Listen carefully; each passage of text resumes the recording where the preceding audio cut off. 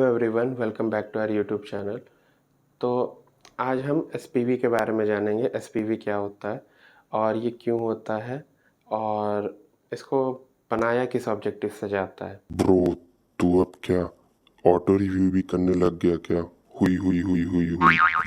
वो भी जानेंगे, पर वीडियो स्टार्ट करने से पहले इसको लाइक करते हैं, क्योंकि मेरे को जो पता है वीडियो लाइक करने से आपकी जो दिमाग की बत्ती है वो जल जाती है, ऐसा किसी ज्ञानी बाबा ने बोला था। तो वीडियो स्टार्ट करते हैं। तो एसपीवी या एसपीई स्पेशल पर्पस व्हीकल या स्पेशल पर्पस एंटिटी एक ऐसी तरह की एंटिटी होती है जिसको एक जो मेन कंपनी होती है उसे फॉर्म करती है कुछ स्पेसिफिक टास्क या कुछ स्पेसिफिक ऑब्जेक्टिव को फुलफिल करने के लिए। यार, वो पुराने कंपनी में से ही ऐसा काम कर लेते हैं, नई कंपनी बनाने की क्या ज़रूरत थी? Good question.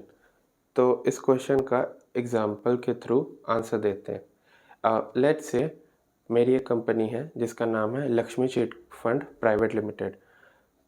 तो अपन क्या करते हैं, अपन लोगों से पैसा लेते हैं, उसको शेयर मार्केट में लगाते हैं। उससे जो पैसा रिटर्न कमाते हैं हम लोग, कुछ कमीशन लेके अपने जो इन्वेस्टर्स हैं या आप कह लो क्लाइंट्स हैं, उनको पैसा रिटर्न कर देते हैं।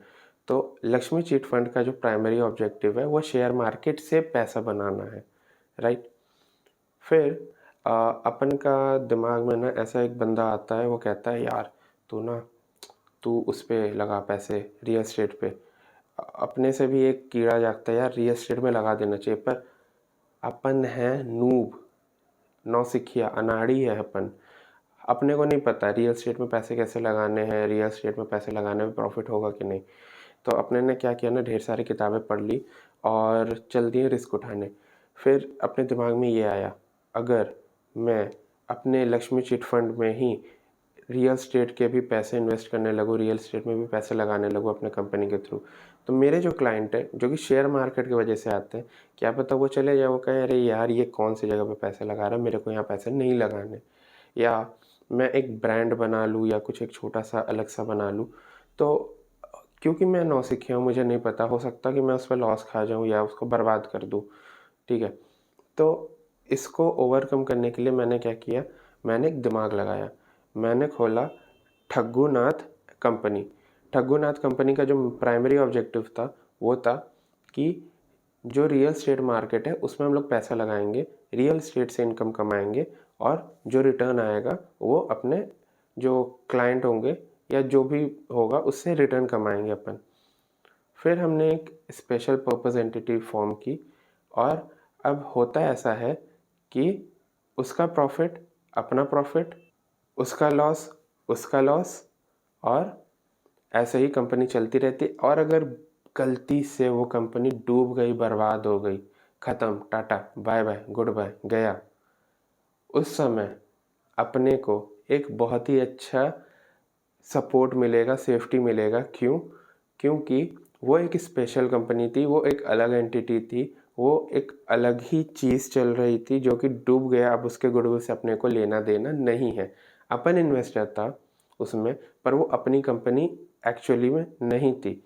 तो यहाँ पे हम लोग देख सकते हैं कि जो रियल स्टेट मार्केट में इन्वेस्ट करने का जो मेन ऑब्जेक्टिव था, उस ऑब्जेक्टिव को पूरा करने के लिए अपन ने एक नया एंटिटी बनाया और उस एंटिटी से हम लोग उस पर्टिकुलर ऑब्जेक्टिव को, गोल को अचीव करें। और जो मेन इसका रीज़न था, वो एक एंटिटी अपने एंटिटी से अलग थी, उस एंटिटी में अपने एंटिटी का कोई ज़्यादा लेना देना नहीं था, कंप्लायंसेस अलग थे, उसके जो ऑब्लिगेशंस अलग थे, और उसको मैनेज भी करना एक तरीके से कर तो आप रहे थे, पर ऑन पेपर्स वो भी अलग थे।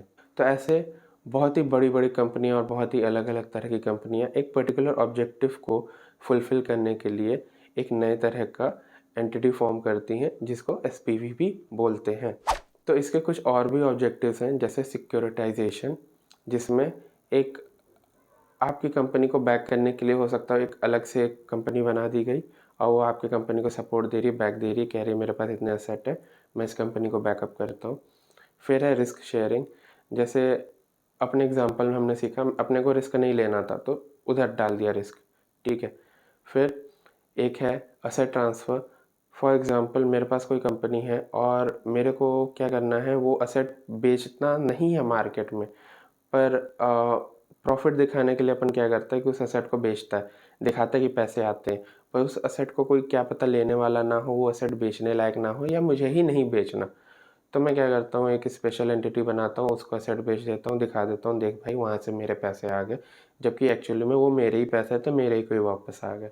फिर एक और है फाइनेंस। फाइनेंस में आप कह सकते हो, आपके पास पैसे तो हैं, पर वो पैसे आप डायरेक्टली इस कंपनी में और नहीं लगा सकते, तो उसको राउट करने का एक दूसरा तरीका होता है कि एक स्पेशल व्हीकल है, तो एक स्पेशल पर्पस व्हीकल बनाते हो आप, एक एंटिटी बनाते हो, उसमें आप वो पैसे डालते हो दूसरे रूट से, और वो फिर आके आपकी कंपनी को फाइनेंस करती है। और एक और भी रीज़न होता है ट्रेड सीक्रेसी या बिजनेस सीक्रेसी को मेंटेन करने के लिए। फॉर एग्जांपल, आपने कोई एक नया तरह का पेटेंट फाइल किया या कोई एक नए तरह का आपने प्रोडक्ट लाया मार्केट में, जिसमें आपको ट्रेड सीक्रेट मेंटेन करने की बहुत ही ज़्यादा ज़रूरत है। फिर आप ये नोटिस करते हो कि उसमें जो है अगर वो आपकी कंपनी में रहेगी, तो हो सकता है उसके ट्रेड सीक्रेट बाहर चले जाएँ या लीक हो जाए या कोई उस डेटा को ले ले। तो उससे बचने के लिए आप क्या करते हो, उसके सारे कंप्लायंस से सारी चीज़ें एक कंपनी में रख देते हो और वो कंपनी में ही उसको मैनेज किया जा सकता है, और उसके ट्रेड, उसके सीक्रेट्स वहीं पे रहते हैं।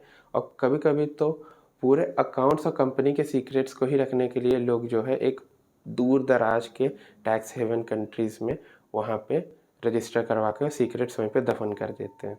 तो उसका एक और जो रीज़न है, to avoid obligations and formalities.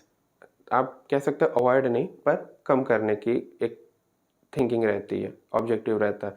तो उसमें ऐसा यूँ होता है कि आप मान लो एक पर्टिकुलर तरह का बिज़नेस कर रहे हो, और अगर ऐसा नियम है कि वो कोई पर्टिकुलर बिज़नेस कर रहा है तो वो दूसरा बिज़नेस में नहीं आएगा।